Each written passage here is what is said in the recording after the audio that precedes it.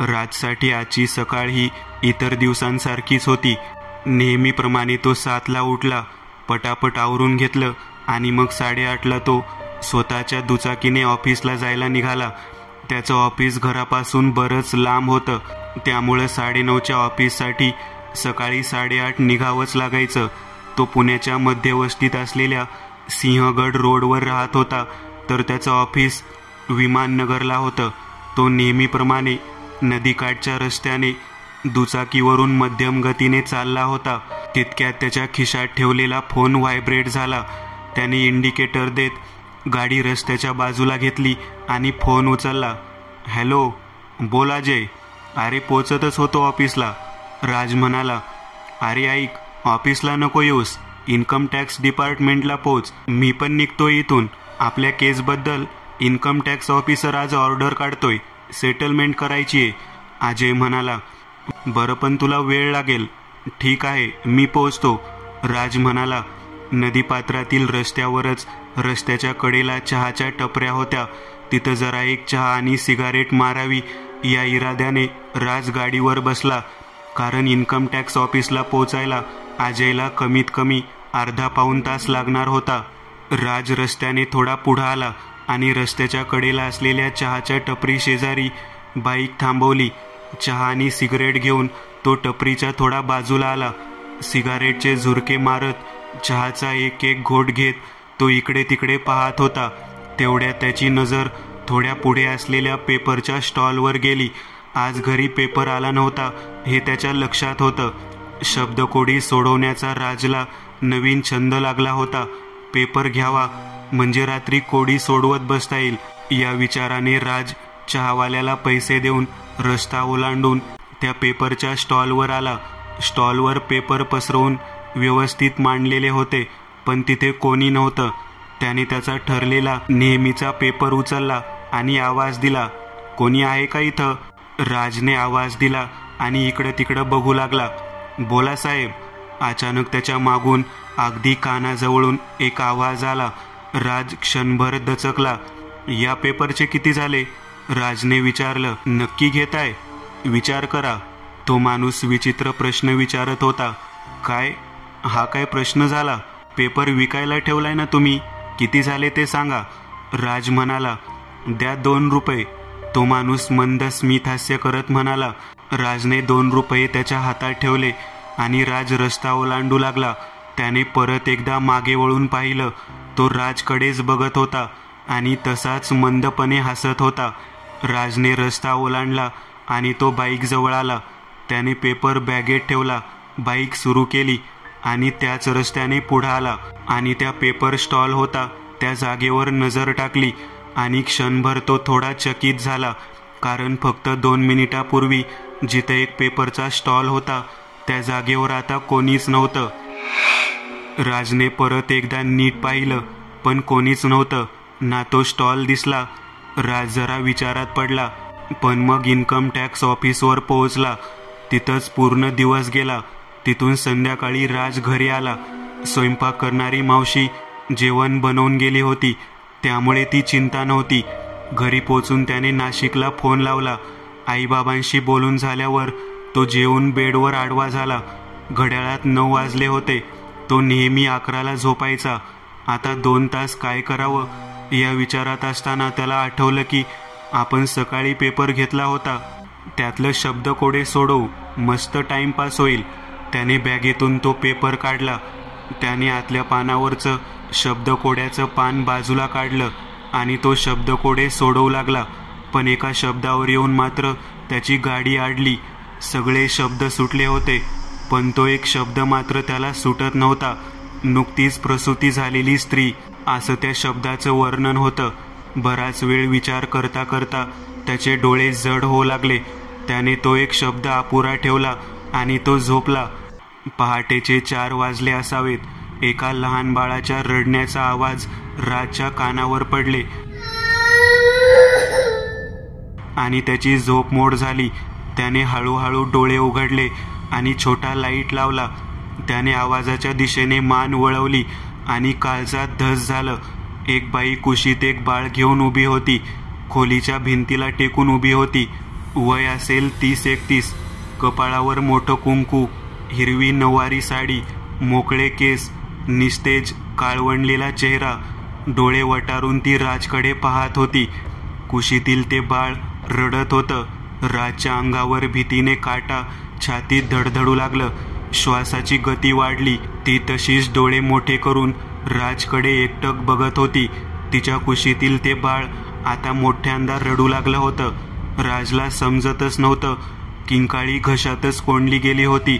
ए, काय पाहिजे? कोण आहेस तू? आणि इथं काय करतीयस? राजने उसना अवसानानं तिच्यावर आवाज चढवला. ती काहीही उत्तर न देता तशीच उभी राहिली. ती हळूहळू राजच्या बेडकडे चालत येऊ लागली. तिच्या कुशीतील ते बाळ आता जोरात किंचाळू लागलं. जशी बाळाची किंकाळी मोठी होऊ लागली, तिच्या चेहऱ्यावरचे हावभाव बदलले आणि तिच्या चेहऱ्यावर एक वेगळाच आक्रोश जाणवू लागला. ती जोरात किंचाळू लागली. कर्णकर्कश किंकाळीच्या आवाजाने राजच्या हृदयाला जणू घरं पडत होती. तो जीव मुठीत घेऊन रूममधून बाहेर पळाला आणि मग घरातूनच बाहेर पळाला. बिल्डिंगमध्ये चिटपाखरूही दिसत नव्हतं. त्याने पटकन पायऱ्या उतरायला सुरुवात केली, पण 3ऱ्या मजला उतरून तो 2ऱ्या मजल्यावर पोहोचलाच होता आणि समोर तीच हातात बाळ घेऊन उभी होती. राज जागीच थांबला आणि परत ओरडत वर पळाला. आता टेरेसवर जाण्याखेरीज पर्याय नव्हता.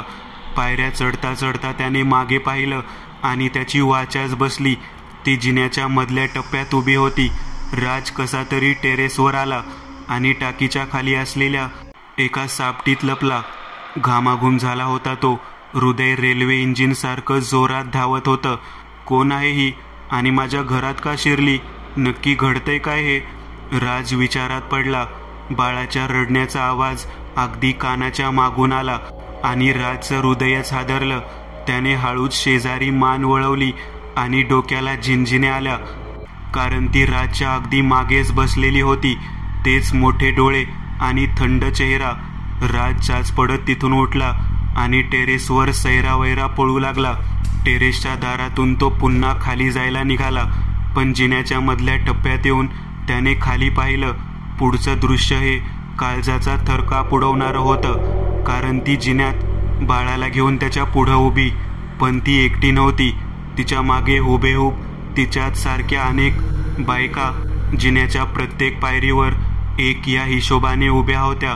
विभत्से दृश्य पाहून राजची पाचावर धारण बसली. त्याचं डोकं चक्रावून गेलं. तो 4 पावलं मागे सरकू लागला आणि त्या सगळ्या एका सुरात किंचाळू लागल्या. राजचे कान आणि डोकं दोन्ही सुन्न झाले. राजला ते दृश्य सहन झालं नाही आणि तो तिथेच बेशुद्ध होऊन पडला. सकाळी जाग आली तेव्हा राज त्याच्याच बेडरूममध्ये होता. राज ताडकन उठून बसला. रात्रीची घटना अजून ताजी होती. मी इथे कसा आलो? मी तर टेरेसवर बेशुद्ध होऊन पडलो होतो. मग नक्की ते जे घडलं ते खरं होतं का स्वप्न? या विचारात राज होता. तितक्यात दाराची बेल वाजली. तो उठला. दार उघडलं. दारात दुधाची पिशवी होती. ती उचलली आणि कडीला अडकवलेला पेपर उचलून राज आत आला. पण हे काय? 4 दिवसापूर्वीच पेपरवाल्याने पेपर टाकायचं बंद केलं होतं. मग अचानक पेपर कसा टाकलाय? जाऊ दे, आपल्याला शब्दकोडी सोडवता येतील. या विचाराने राज तो पेपर घरात घेऊन आला. 8 वाजले होते. राज पटपट आवरून चहाचा कप घेऊन खुर्चीवर बसला. त्याने हातात पेपर घेतला आणि शब्दकोड्याचं पान काढलं. आज नवीन कोड्याखाली कालच्या शब्दकोड्याचं उत्तर होतं. जो शब्द राजला आडवा आला होता तो होता ओली बाळंतीण. राजला तो शब्द वाचताच काल रात्रीची ती बाई आठवली आणि तिच्या कुशीत रडणारं ते मूल. त्या आठवणीने तो थरारला. कालच्या घटनेचा आणि या शब्दकोड्यातील अपूर्ण राहिलेल्या शब्दाचा काही संबंध तर नसेल. राजच्या मनात शंकेची पाल चुकचुकली. एकतर कालची घटना ही खरी होती की स्वप्न, यातच राजचा घोळ झाला होता. पण तितक्यात फोन वाजला आणि राज भानावर आला. घाई गडबडीत बॅग घेऊन तो ऑफिसला गेला. त्याच रस्त्यावरून जाताना त्याने कालच्या पेपर स्टॉलच्या जागी नजर टाकली, पण आज तिथं तो स्टॉल नव्हता. ना तो पेपरवाला. दिवसभर राज कामात व्यस्त होता. रात्री घरी पोहोचला. घर शांत होतं. रात्र झाल्यामुळे कालच्या रात्रीची भीती त्याच्या मनात दाटून आली होती. जेवण करून पुन्हा त्याने शब्दकोडे सोडवायला घेतलं. शब्दकोडे सोडवत आज देखील तो एका शब्दावर येऊन अडखळला. याचना करणारी या शब्दासाठीचा शब्द त्याला सापडत नव्हता. 11 वाजत आले होते. डोळे जड होऊ लागले होते. त्याने पेपर बाजूला ठेवला खरा, पण त्याआधी त्याने गुगलवर सर्च केलं देखील, पण त्याला तो शब्द मिळाला नाही. तो झोपी गेला. पण आज त्याची झोप सावध होती. किरकोळ आवाजाने देखील तो दचकून उठत होता. मध्ये मध्ये दाराजवळ आणि खोलीत कोणी दुसरं नाही ना यासाठी लाईट लावून बघत होता. शेवटी 12 वाजता त्याला गाढ झोप लागली. 4 वाजले होते. रस्त्यावर कुत्र्याच्या कर्णकर्कश रडण्याच्या आवाजाने राजची झोपमोड झाली. लघुशंकेची चाहूल लागली आणि तो बाथरूममध्ये गेला. बाथरूमचं दार बंद करून तो किचनकडे जाऊ लागला. फ्रीजमधून पाण्याची बाटली घेऊन त्याने फ्रीज बंद केला. फ्रीजच्या मंद प्रकाशात त्याला किचनच्या अंधाऱ्या कोपऱ्यात कोणीतरी अंग चोरून बसलं असल्यासारखं वाटलं. त्याने निरखून त्या कोपऱ्यात पाहिलं. तिथं खरंच कोणीतरी होतं. राजच्या अंगावर भीतीने काटा येऊ लागला. त्याने किचनमधला छोटा दिवा लावला आणि त्याचं हृदय बंद पडता पडता राहिलं. कोपऱ्यात एक जखड म्हातारी भिकारीण बसली होती. काळी कुट्ट फाटलेली साडी, फाटलेलं ब्लाऊज, केसांच्या जटा झालेल्या, काळवंडलेला सुरकुतलेला चेहरा, खोल गेलेले डोळे, हातापायाच्या काड्या झालेल्या, चेहऱ्याची हाडपण नजरेला जाणवत होती. ए पोरा, भूक लागली रे, काहीतरी खायला दे की रे. घोगऱ्या विचित्र आवाजात ती राजला म्हणू लागली. राजचं काळीज तोंडाशी आलं होतं. तो भीतीने थरथरत एक एक पाऊल मागे सरकत किचनच्या बाहेर आला. तो कोपऱ्यातच बसून होता. चेहऱ्यावर एक मंद स्मित हास्य होतं. राज बाहेर आला आणि किचनचं दार बंद करून घेतलं. बाहेरच्या खोलीतून तो पळत बेडरूमकडे जाऊ लागला. त्याने किचनच्या बंद दाराकडे मागे वळून पाहिलं आणि परत मान समोर दिसणाऱ्या बेडरूमकडे वळवली. त्याच्या मेंदूला झिंझिण्या आल्या, कारण ती म्हातारी भिकारीण त्याच्या बाजूला असलेल्या भिंतीच्या कोपऱ्यात बसलेली होती. बाळा, भूक लागली रे, खायला दे की रे काहीतरी. ए बाळा, 2 दिवस झाले काही खाल्लं नाही रे, भूक लागली रे. ए बाळा, दे की रे खायला. शब्दांचा रतीब घालत ती राजच्या जवळजवळ रांगत येऊ लागली. हळूहळू तिच्या बोलण्याचा वेग वाढू लागला आणि आवाज पण मोठा होऊ लागला. राज पटकन बेडरूममध्ये शिरला. दारातून बंद करून घेतलं. घामाने ओलाचिंब होऊन डोळे बंद करून तो धडधडतं हृदय सावरत दाराला खेटून उभा होता. तितक्यात समोर असलेल्या लाकडी कपाटाचं दार हळूहळू उघडताना दिसायला लागलं. राजची धडधड वाढली. अचानक ती जखड म्हातारी एकदम वेगाने धावत राजच्या दिशेने आली. राजच्या अगदी जवळ येऊन परत तेच म्हणू लागली. ए बाळा, भूक लागली रे, खायला दे रे. ए बाळा, भूक लागली रे. तिने डोळे थोडे मोठे करत आता रागात ही वाक्य बडबडायला सुरुवात केली. राजने दार उघडलं आणि तो पळत घराच्या बाहेर आला. टेरेसवर जायचा विचार न करता सरळ बिल्डिंगच्या खाली आला. खालून त्याने वर पाहिलं आणि त्याची दातखिळी बसली, कारण ती 80-90 वर्षाची दिसणारी म्हातारी 3ऱ्या मजल्याच्या पाईपला धरून सरपटत खाली उतरत होती. राजचे पाय लटलट कापत होते. तो जीवाच्या आकांताने पळत सुटला. सामसूम रस्त्याने तो पळत होता. रस्त्यावर चिटपाखरूही नव्हतं. सगळीकडे अंधार होता. राज पळत पळत एका दुकानाच्या समोर आला. दुकान बंद होतं, पण दुकानाच्या बाजूला त्याला खुर्चीवर कोणीतरी शेकोटीजवळ बसलेलं दिसत होतं. मदतीला माणूस दिसल्याचं बघून राजला आधार आला. तो त्या व्यक्तीजवळ गेला. डोक्यावर शाल गुंडाळून बसलेली ती व्यक्ती शेकोटीवर हात शेकत होती. भाऊ, प्लीज वाचवा, एक म्हातारी माझ्या मागं लागलीये. राज मागून आवाज देत म्हणाला. ए बाळा, किती उशीर केलास, दे ना खायला काहीतरी. पाठमोऱ्या बसलेल्या व्यक्तीने मान मागे वळवत बघितलं. राजची बोबडीच वळली आणि तो थक्क झाला, कारण ती व्यक्ती म्हणजे ती म्हातारी भिकारीनच होती. तो 4 पावलं मागे सरकत परत रस्त्यावरून सैरावैरा पळत सुटला. पळत पळत मनात भीती आणि डोक्यात त्या शब्दकोड्याचेच विचार होते. पळून पळून पायाला गोळे येऊ लागले होते. फुटपाथला लागून असलेल्या एका झाडाला टेकत राज जरा दम घेऊ लागला. झाडावर काहीतरी हालचाल झाल्यासारखी वाटली आणि त्याने वर पाहिलं आणि त्याचं डोकंच सुन्न झालं. ती म्हातारी झाडावर बसली होती. बऱ्या बोलाने सांगतेय, मला खायला दे, असं म्हणत ती अचानक किंचाळू लागली. राज पळायच्या बेतात होता, पण विद्युत वेगाने ती म्हातारी झाडावरून खाली उतरली आणि पळणाऱ्या राजचा हात पकडायचा प्रयत्न करू लागली. राजने कसं तरी स्वतःला सोडवलं आणि तो जीव वाचवत पळू लागला. थोडं पुढं आल्यावर त्याच्या हातातून एक जोरदार वेदनेची सनक त्याच्या मेंदूवर आदळली आणि त्याने हाताकडे बघितलं आणि तो वेदनेने किंचाळला. त्याच्या डाव्या हाताचं एक बोट तुटून पंजाला लोंबत होतं. ती सनक आणि ते रक्त बघून राजला चक्कर आली आणि तो बेशुद्ध झाला. घड्याळाचा गजर वाजला आणि राज दचकून उठला. त्याने आजूबाजूला बघितलं, पण सर्व सामान्य होतं. पण राज घामाने ओलाचिंब झाला होता. तो उठला. झोप अपूर्ण झाल्यासारखी वाटत होती. तो उठून पहिला घरात पूर्णपणे फिरला. घरात दुसरं कोणीच नव्हतं. थोडा कम्फर्टेबल होऊन तो बेसिनजवळ आला. चेहऱ्यावर पाणी मारून त्याने आरशात पाहिलं आणि पायाखालची जमीन सरकावी तसा तो मागे सरकला आणि एक किंकाळी आणि एक शिवी त्याच्या तोंडून बाहेर पडली, कारण त्याच्या डाव्या हाताचं मधलं बोट गायब होतं. पण जखम किंवा रक्ताचा लवलेशही नव्हता. त्याच्या अंगावर काटा आला होता, म्हणजे जे घडलं ते स्वप्न नव्हतं.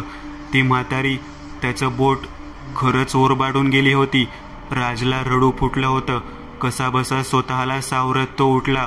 तेवढ्यात दार वाजलं. दूधवाला असावा म्हणून राज दार उघडून बाहेर आला.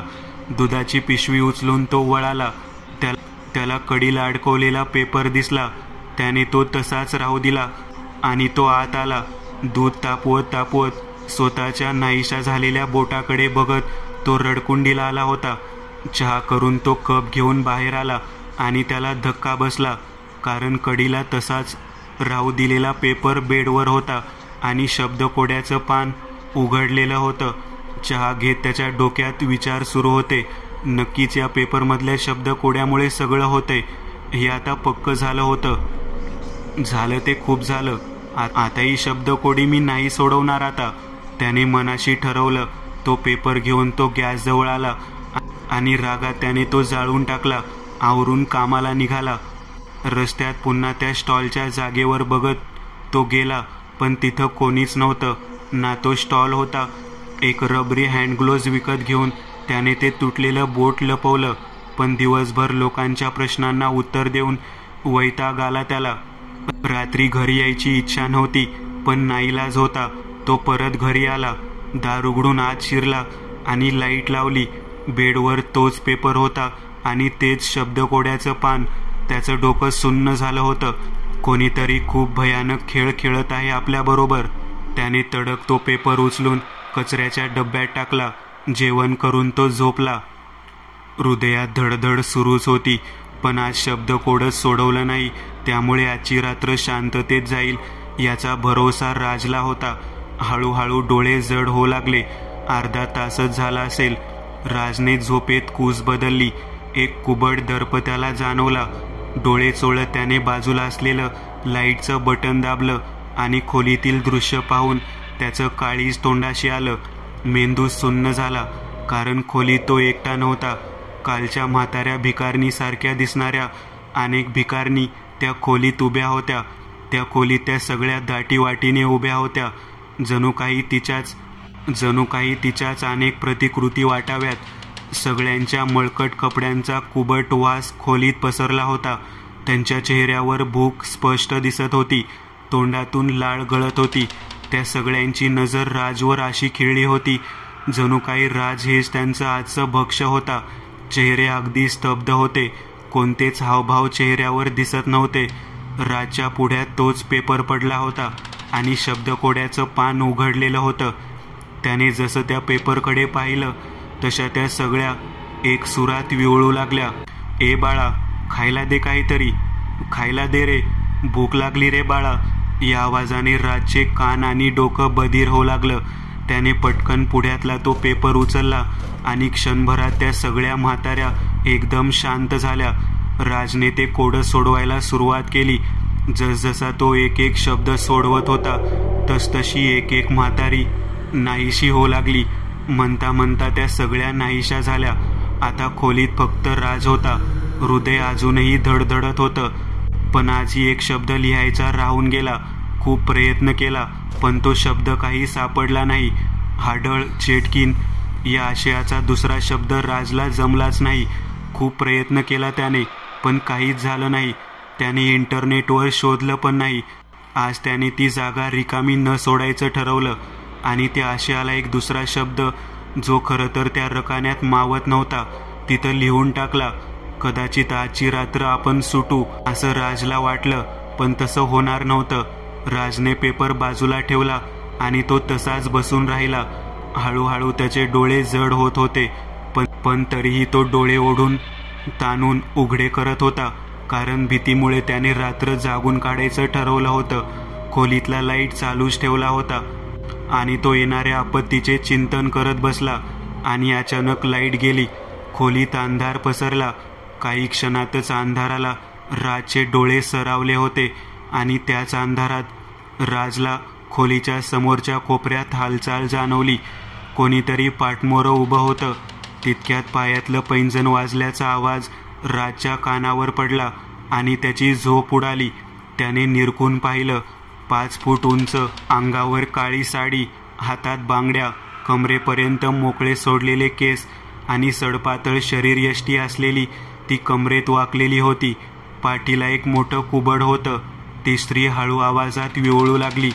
त्या आवाजाने राजच्या काळजाचा थरकाप उडत होता. ती आता राजच्या दिशेने वळाली आणि खोलीच्या मध्यभागी येऊन विभत्सेपणे नृत्य करू लागली.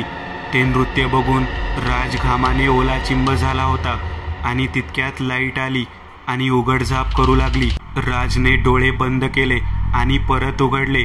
आता खोलीत कोणी दिसलं नाही पण तितक्यात राजच्या खांद्यावर काहीतरी ओलसर थेंब पडला. राजने वर छताकडे पाहिलं आणि भीतीने त्याची दातखिळी बसली. कारण ती छताला उलटी चिकटलेली होती. तिच्या तोंडातून लाळ गळत होती. थरथरत्या प्रकाशात राजने पाहिलं आणि अंगावर काटा उभा राहिला.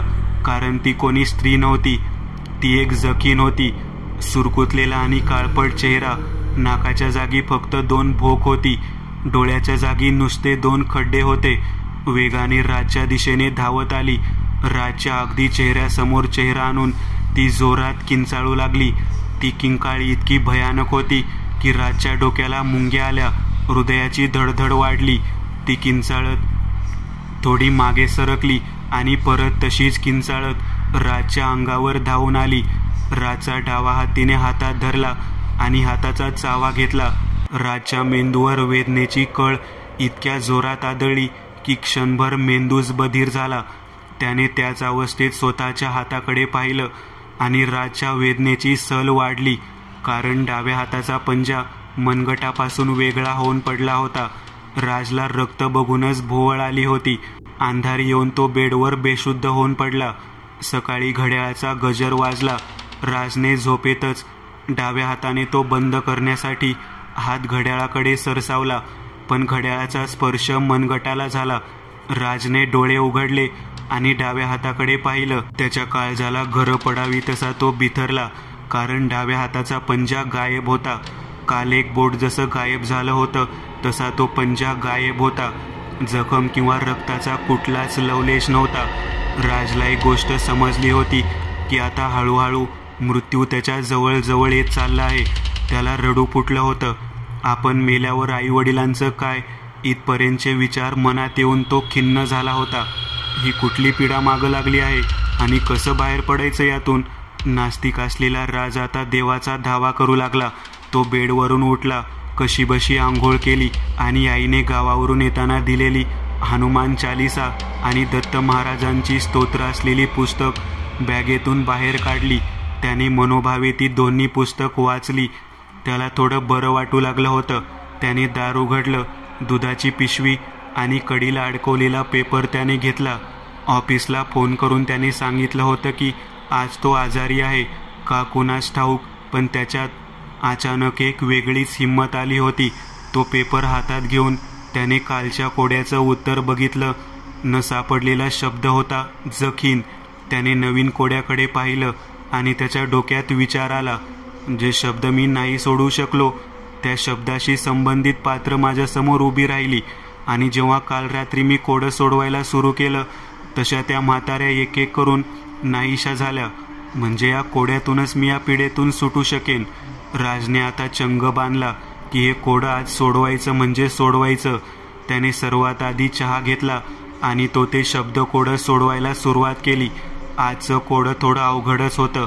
म्हणजे जर नाही सोडवू शकलो तर आज येणारं संकट हे जीवावर बेतणार हे नक्की, हे राजच्या लक्षात आलं. सगळे शब्द सोडवत जवळजवळ रात्र होत आली. जेवण खाण विसरून त्याने ते कोडं सोडवत आणलं. पण एका शब्दावर येऊन तो अडला. भूत, प्रेतात्मा या आशयाचा तो शब्द काही केल्या राजला सुटला नाही. आत्मा, वेताळ, खैस असे शब्द तो आठवत राहिला, पण ते शब्द योग्यरित्या बसत नव्हते. म्हणता म्हणता 12 वाजून गेले. राज लाईट चालू ठेवूनच बराच विचार करत राहिला. दिवसभर शोधून इंटरनेटचा पॅक पण संपला होता. त्यामुळे आता त्याचाही आधार नव्हता. त्याला झोप येऊ लागली होती. नकळत त्याचा डोळा लागला. अर्धा तास झाला असेल. कसल्या तरी आवाजाने तो खडबडून जागा झाला आणि त्याच्या लक्षात आलं की लाईट गेली आहे. त्याला समजलं संकट घरात दाखल झाले. इतक्यात त्याची नजर समोरच्या भिंतीकडे गेली. अंधारात त्या भिंतीच्या वरच्या कोपऱ्यात काहीतरी हालचाल होत होती. जवळजवळ एका 4-5 फूट उंचीचं काहीतरी भिंतीच्या वरच्या कोपऱ्यात लटकल्यासारखं वाटत होतं. ते भिंतीवर उलटं लटकत छतावर माणसासारखं 2 पायावर चालत होतं. आणि तितक्यात लाईटची उघडझाप होऊ लागली आणि थरथर त्या दिव्याच्या प्रकाशात एक मन हेलावून टाकणाऱ्या आकृतीवर राजची नजर पडली. एक भयंकर असा दिसणारा तो जीव होता. पूर्ण त्वचा पांढरी पडलेली होती. डोका आणि चेहरा अगदी सपाट. लालबुंद डोळे, नाक, कान हे अवयव नव्हते, फक्त डोळे आणि तोंड. डोक्यावर केस नव्हते. चेहरा एखाद्या मानवी सापळ्यासारखा. हात गुडघ्यापर्यंत येत होते. पायाचे पंजे मागच्या बाजूला वळलेले होते आणि तोंडाच्या आतून सुईसारखे टोकदार दात. ते भयानक असं पिशाच्च राजकडे बघत गुरगुरू लागलं आणि त्याने राजच्या समोर उडी घेतली. तोंडातून लाल रंगाची चिकट लाळ गळत होती. हाताची टोकदार नख शिवशिवत होती. राजकडे बघून ते एका भयंकर आवाजात किंचाळलं आणि राजच्या अंगावर झेप घेणार. पिशाच्च, हो, हाच तो शब्द. राजने पटकन बाजूला असलेला पेपर हातात घेतला आणि तो शब्द लिहून टाकला. ते पिशाच्च जागीच थांबलं आणि हवेत नाहीसं झालं. खोलीत शांतता पसरली होती. राजने सुटकेचा निश्वास टाकला. हृदयाची गती पूर्ववत झाली. घसा कोरडा पडला होता. तो उठून आत गेला आणि पाण्याची बाटली काढून त्यातून त्याने पाणी पिलं आणि बाहेर आला. बेडरूममध्ये तो शिरला आणि त्याच्या पायाखालची जमीनच सरकली. समोर ती बाळंतीण, ती भिकारीण, ती जकीन, ते पिशाच्च आवासून जणू त्याची वाटच बघत होते. राजला बघताच ते सगळे त्याच्या अंगावर तुटून पडले. राजच्या तोंडून एक जोरदार आर्तकिंकाळी फुटली. त्याने डोळे उघडले. तो नदीकाठच्या रस्त्यावरच्या त्या पेपर स्टॉल समोर उभा होता. त्याच्या हातात तोच पेपर होता. साहेब, खरंच घेताय का पेपर? स्टॉलवरचा तो माणूस राजला विचारत होता. राजने झटकन तो पेपर जिथून उचलला तिथं ठेवून दिला. नाही, नको. राज घाम पुसत म्हणाला. साहेब, योग्य निवड केलीत. एक विकृत स्मितहास्य त्या माणसाच्या चेहऱ्यावर उमटलं. खिशातला फोन वाजला. राजने फोन उचलला आणि रस्ता ओलांडत तो बाईक जवळ आला. अरे, येतोयस ना? इन्कम टॅक्स ऑफिसला अजय बोलत होता. आलोच. राजने फोन ठेवला आणि मागे वळून त्या स्टॉलकडे बघितलं. तिथं आता न तो स्टॉलवाला होता ना तो माणूस. राज थरथरत बाईक जवळ आला. त्याने डाव्या हाताकडे बघितलं. त्याच्या हाताचा पंजा आणि बोट सगळं सही सलामत होतं. नक्की जे घडलं ते खरं होतं का स्वप्न हे त्याचं त्यालाही समजत नव्हतं. तो एक फेरा होता ज्यात राज अडकला होता. त्यातून ते शब्द कोडे पूर्ण सोडवून तो बाहेर पडला आणि काल परत त्याला तिथंच सोडून गेला जिथून या फेऱ्यात तो फसला होता.